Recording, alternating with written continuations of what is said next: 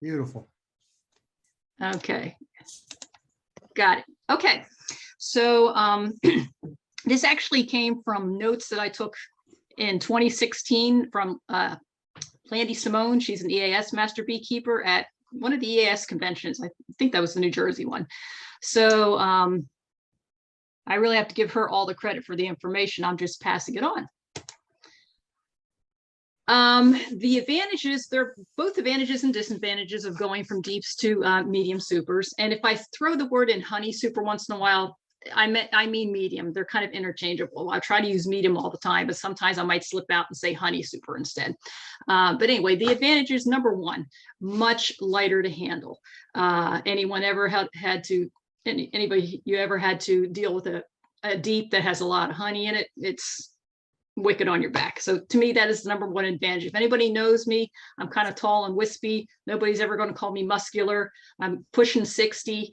And this is not a girly thing to do, though. After the age of 40, everybody loses muscle mass. So it's really a smart thing to do if you want to help, if you want to beekeep longer, in essence, as well. Another advantage is the equipment is interchangeable. You don't have to worry about, do I have enough deeps for brood? It's mediums for everything. So it's great. The equipment's interchangeable. If you do use wax foundations, there's less need to do any cross wiring because you have less chance of the wax being blown or buckled in a medium frame. And if you do the Demaray technique for swarm control, I don't, but I'm familiar with it. It's much easier to use mediums. And for those of you not familiar with the Demaray technique, basically the traditional way is to take two deep supers with the brood in, you split them into, you keep one on the bottom with the queen and some laying area, you put a queen reducer on top of that with some empty mediums, and then the top brood on top. And if you have to lift that top brood box on all that stack, it's hard to do. So it's easier to do that with mediums if you choose to do that technique for swarm control. Now, there are disadvantages. The first one, and I'm pretty frugal, so this one hurts initially, is it costs more. Instead of keeping your brood nest into 2 deeps with 20 frames, it's 3 mediums and 30 frames. Also, pretty much all beekeeping literature talks about assuming you use 2 deep supers instead of 3 mediums for your brood nest. And with regards to when people count, like, say, the number of frames of brood, they'll say, oh, well, by such and such a date, you need 4 frames of brood. Well, that's assuming a deep frame. If you're using mediums, you kind of have to notch it up a little bit. Instead of 4 frames, it might be more like 6 frames. Same with, say, treatment levels too. Like, for example, Apivar strips. If you have 3 mediums and you try to put an Apivar strip in the lowest medium, it's going to hit that your bottom board. So because it's too long.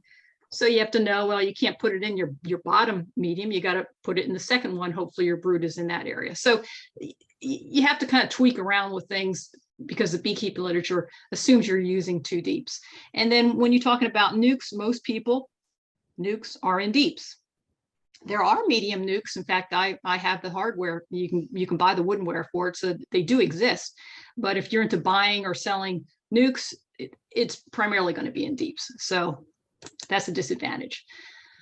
So when and are you going to start doing this type of conversion? Well, pretty much now is the time. And with your first real thorough inspection after winter, granted, most of us have kind of been in our hives maybe in March, but we're really going to dive deep into them, maybe equalize our resource and stuff starting April and so forth. Check out my my key over here. Anytime you see a black rectangle, that's the deep super, and the mediums are light blue, and of course it's the queen and the brood nest. So we start out traditionally, if you have 2 deeps, the brood nest and queen are usually in the top deep. So what you're going to do is you're going to take that top deep, put it on the bottom, remove the lower one, which should be primarily empty, and put a medium on top. That medium should preferably have drawn comb, because if it's not, and you don't have that major nectar flow on, which you probably won't in April yet, just foundation or foundationless, they're not going to draw it out, and you would have to start feeding them like you would say a new package on foundation or foundationless. But hopefully you have drawn comb. It makes things go much easier. So, okay, that's your first step. Second step is the queen and brood will naturally start going up through the season. And once she and the bulk of the brood nest is now in the medium, you need to throw a queen excluder in between the deep, which just has maybe a little brood left in it, and put another medium, preferably with drawn comb, on top. So it's really just a very logical process. Your third step, once they've all moved up into the mediums, you can now remove that deep, which should be relatively empty, and top it off with another medium. And that's pretty much it, preferably again with drawn comb. Let's see. So now in the spring, next spring, once you have your 3 mediums, often you'll get a scenario like this where the queen and brood will be on the top. Not all beekeepers do a spring reversal.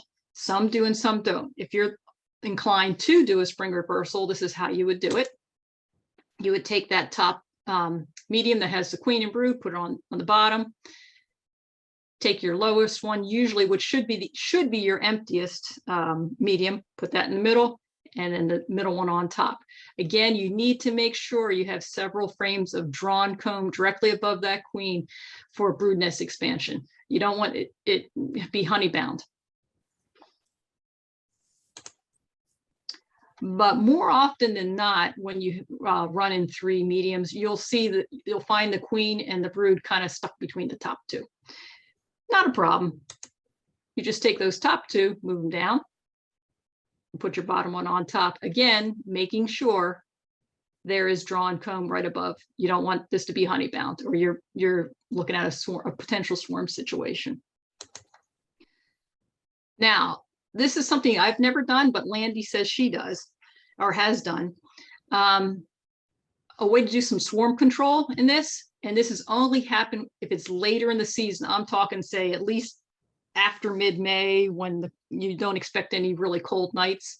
I never, ever would recommend breaking up the brood, except in this case, she does. If you have a huge cluster, she says you can break it up. This is, again, later in the season, lots of bees, lots of nectar coming in, and then put drawn comb, not foundation, not foundationless, definitely drawn comb in between. I think she's assuming this in case you have a lot of honey already up here and even a honey dome above this cluster. That's when she would do it. If I can interrupt, when you say not foundationless, you mean it could be foundationless, but it must be drawn foundationless. Is that what you mean? Yes. Thank you. Thank you. Yes. Thank you. So you didn't mean, I mean, there's no problem with using, as you know, I'm foundationless.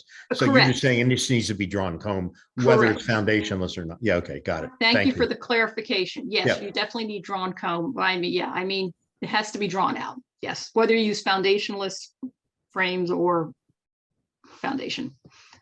Okay. So it was short and simple. Basically, you might want to consider going from deeps to mediums. Instead of feeling like this after a day in the bee yard, you feel more like this. So that's my short and sweet one. If you have any questions on it, feel free. That's great. Thank you.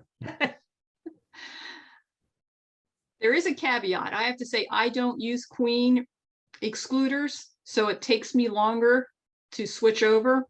The bees don't always read the manuals and don't always want to move up. So I don't use, so it sometimes takes me a little longer to do this because I don't like to use queen excluders. I don't like to have swarming. I live in a residential community with condominiums in the backyard. But it can still be done without a queen excluder. It just often takes longer because bees don't always cooperate. And we have a question from Peter. Go ahead, Peter. Great, thank you. So I was curious, when you have the 3 mediums and the swarm is between the first and the second, the third one's empty. So you're going to put the third medium on the bottom. Do you actually separate the 2 mediums in between, or you try to move them together? Is it okay to actually break 1 and 2 apart? when No, you're keep moving them, keep them together. See how I have 1 here and 2 Yeah. below it? Here I have 1 here and 2 below it. So at no time do 1 and 2 become separated from one another? You shouldn't, because then you'll, if like you cut this in half and you put this on top, you'll have like instead of being a nice round circle of brood, you'll have like a half circle here and a half circle there. So you should try to keep them together. So even when moving them though, you would move Oh, them yeah. as one Oh, unit? yes. When you individually move them, you can individually move them You one could. at a time. Yes, you can do that. That's a very good question. Otherwise, That's a- we're back to breaking our back. Yeah. Right. Right. That's an excellent question. I'm sorry I misunderstood you. Yes, you can break them apart as you move them, but when you reassemble them together like they were. Good And question, And Eric's Peter. got a question. Thank you, Peter. Eric's got a question about, do we have a new use for the deeps that we've decommissioned? Well, you can, yeah, I still like, sometimes if I catch a swarm, I'll put it in the deep, and maybe I'll start out a colony in a deep and then start putting mediums on top. I don't just throw them away. Some people use them. I've heard some people use them if they, in fact, Landy uses them for feeding. She buys those, is it like a chicken feeder that she puts on top of a hive, and she basically uses the deep as like a huge shim to keep it covered. So you can, there are other options, things you can use Cool. it for. And Rick, what do you got? Any difference between 8 and 10 frame? Well, I would think proportionally, if you're going from an 8 frame deep to 8 frame mediums, it would be the same as if you're going from a 10 frame deep to 10 frame mediums.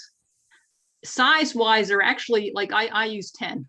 Mhm. Size wise, actually, I did the math one time, the surface area, believe it or not, the 3 mediums are just slightly smaller in surface area than 2 deeps, but only like 6%. It's very small. Mhm. So I don't know. I would assume as long as you're keeping like 8 to 8, going from 8 to, 8 deep to 8 mediums. It's not like you're going from like 10 deep to 8 medium. I think you're okay as long as you keep the ratio right. That's just, I'm trying to do some math in my head. Yep, makes sense. Yeah, no, that's a good question. Yeah. My right. intuition is that staying 8 to 8 or 8 to 10, you'll probably still be within that 6% or whatever. Yeah. Yeah. All right. Cool.